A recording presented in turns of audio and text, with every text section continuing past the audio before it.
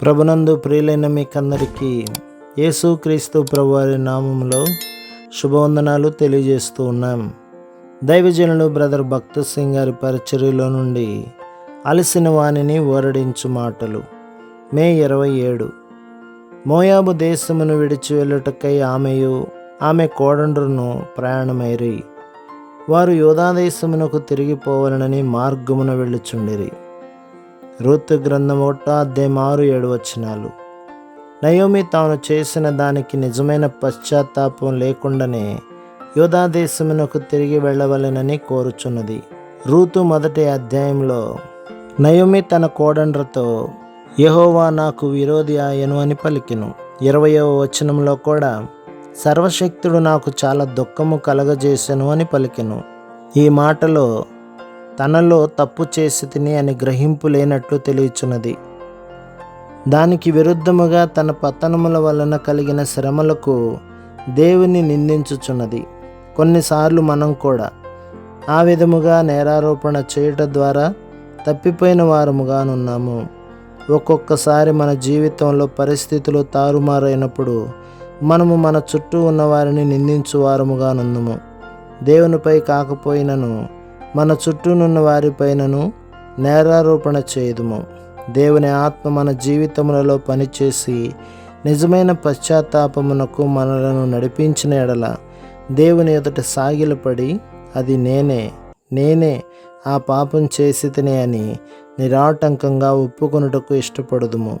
Naomi తాను బెత్లెహేమునకు వెళ్ళుటకు సిద్ధపడినప్పుడు తన కోడండ్రు తనకు భారముగుదురని తలంచి వారిని పంపివేయనుద్దేశించెను.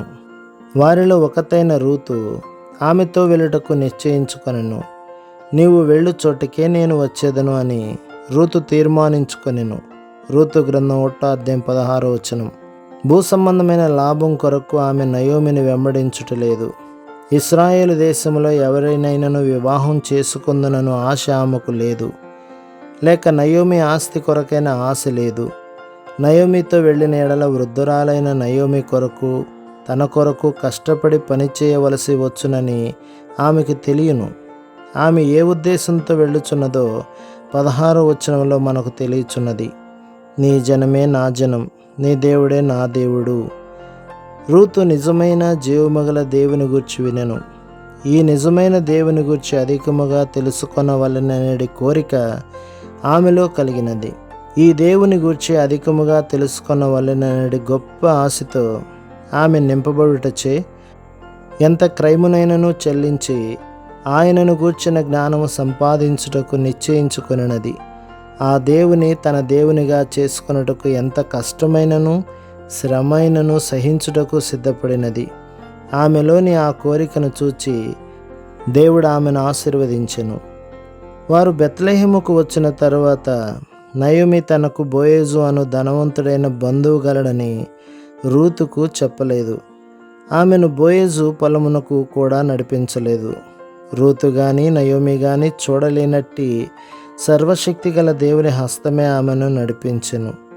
తనకు తన అత్తకు ఆహారం సంపాదించుటకే రూతు కష్టపడి పనిచేయదలిచెను. అది కోతకాలము. అన్ని చోట్ల జనులు పనిచేయుచుండిరి.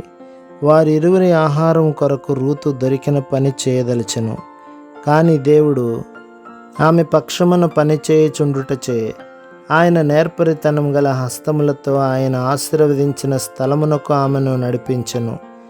ప్రభువును సన్నిహితముగా మనము తెలుసుకొనగోరిన ఎడల, ఆయన చిత్తమును చేయదలిచిన ఎడల, ఎవరి వలన మనము ఆత్మీయముగా సహాయం పొందగలమో అట్టి వారి యొద్దకే ప్రభువు మనలను నడుపునని దీని వలన మనము గ్రహించగలుగుచున్నాము.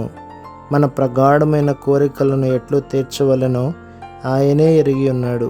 దేవుని వాక్యమునందలి సత్యములను అర్థం చేసుకొనుటకు ఎవరు మనకు తోడ్పడుదురో, మనకు అవసరమైన క్రైస్తవ సహవాసమును ఎవరు మనకీయగలరో అట్టి దేవుని ప్రజల యొద్దకు ఆయనే మనలను నడిపించును.